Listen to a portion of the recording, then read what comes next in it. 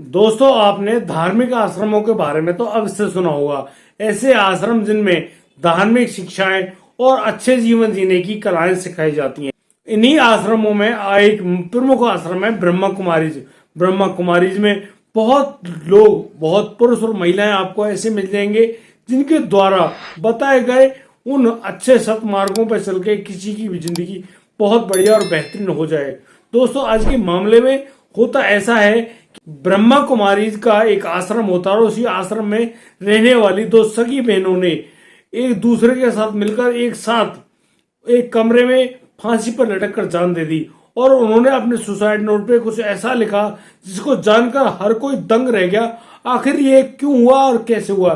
दोस्तों, आइए जानते हैं पूरी घटना के बारे में। नमस्कार, आदाब, सत श्री अकाल दोस्तों, मैं भीषम प्रकाश स्वागत करता हूं आपका हमारे YouTube चैनल किस्से क्राइम पर। दोस्तों, पूरी घटना की जानकारी के लिए बने रहिए हमारे साथ वीडियो में अंत तक और हमें सब्सक्राइब करना, नोटिफिकेशन के बेल को दबाना बिल्कुल ना भूलें। दोस्तों, आज का बेहद ही हैरान कर देने वाला मामला सामने आया है उत्तर प्रदेश के प्रसिद्ध शहर आगरा।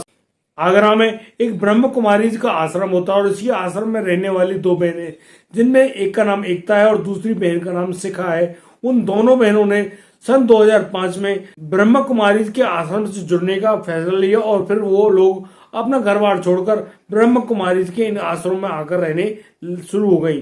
दोस्तों, इसके मद्देनजर वो अब तब से और अब तक उन्हीं आश्रम में रहती हुई आ रही हैं और आश्रम के द्वारा दी जाने वाली सभी शिक्षाओं को एक दूसरे के सामने बढ़ा रही हैं, चला रही हैं और सभी लोग उनकी इन भावना से खुश हैं और बहुत से लोगों ने उनको दीदी और गुरु भी मान लिया है।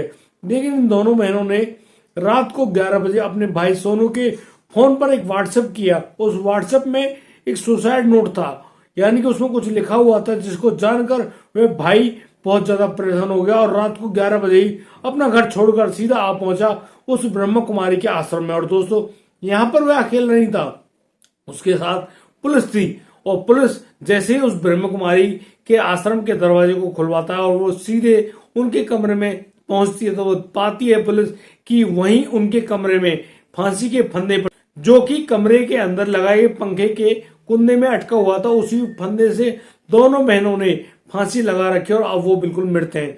दोस्तों, यहाँ आकर सोनू, जो कि उनका छोटा भाई है, वह लिपट कर रोने लगता है अपनी बहनों से और कहने लगता है कि तुम्हें यदि कोई दिक्कत थी तो आप मुझे बता दी। लेकिन वह बात किससे कर रहा है? मृत शरीर से।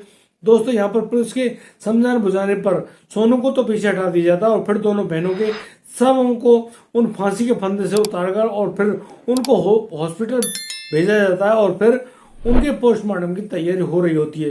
दोस्तों, यहाँ पर सोनू के दिखाए गए सुसाइड नोट के तहत अब पुलिस को पता चलता है कि उस सुसाइड नोट में उनकी बहन अपने भाई से कुछ ऐसा खुलासा करना चाहती थी जिनके बारे में दोस्तों आप भी जानकर हैरान रह जाएंगे। यहाँ पर उन दोनों बहनों ने लिखा था योगी आदित्यनाथ का नाम लेकर, जो कि उत्तर प्रदेश के मुख्यमंत्री हैं।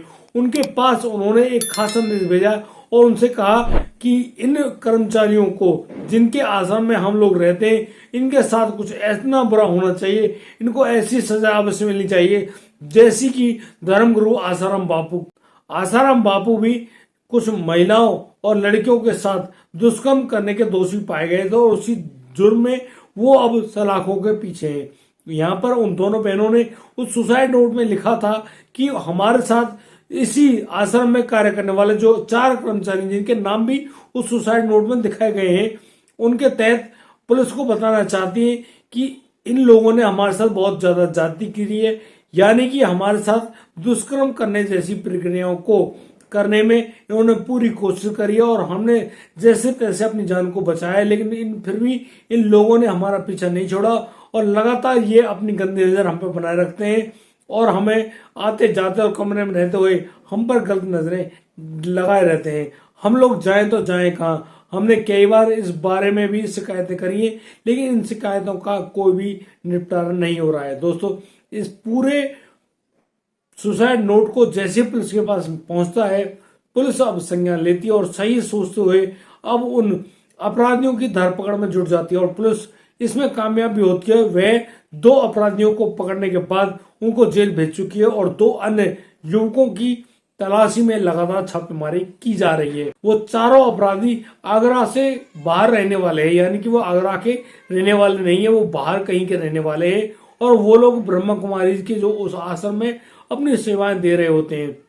लेकिन इन लोगों ने क्या किया, दो साध्वी जो ब्रह्म कुमारी की दो शिष्याएं थी, उनको अक्सर लोग दीदी कह के बुलाते हैं, उन दीदियों पर ही गंदी नजरें बनाए रखी है कि यानी कि ऐसे ऐसे लोग भी इस दुनिया में मौजूद हैं जिन लोगों की मानसिकता बिल्कुल सड़ चुकी है, यानी कि उनको कुछ भी नहीं पता है कि क्या हो रहा है। लेकिन इन दो बहनों ने जो कदम उठाया है ये बेहद ही शर्मनाक है। आखिर उन्होंने इस प्रकार की कोई भी दुर्घटना या बुरी बात को अगर वो झेल रही थी तो अपने परिवार में उनको ये बात अवश्य बतानी चाहिए थी, ताकि उन लोगों के बारे में लोगों को पता चले। लेकिन यहाँ पर उन बहनों के दिमाग में क्या मानसिकता रही होगी क्या नहीं, मैं तो इसमें कुछ ज्यादा नहीं कहना चाहता, लेकिन उन्होंने जरूर कुछ ना कुछ सोचा होगा तभी जाके ऐसा कदम उठाया। लेकिन हम उनके द्वारा उठाए गए इस कदम की निंदा करते हैं। और दोस्तों, आप सभी से हाथ जोड़कर हमारा निवेदन है कि ऐसे शर्मनाक कोई भी आत्महत्या जैसे कदम को बिल्कुल ना उठाएं। ये कार्य कायर लोगों का कार्य है। दोस्तों, मेरा निवेदन है कि इस प्रकार का कोई भी कदम ना उठाएं और अपनी कीमती जो ये जीवन है इसको इस प्रकार से नष्ट ना करें।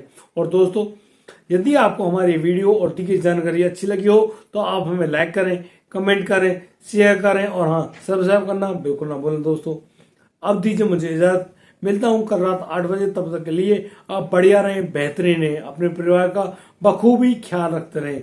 जय हिंद, जय भारत।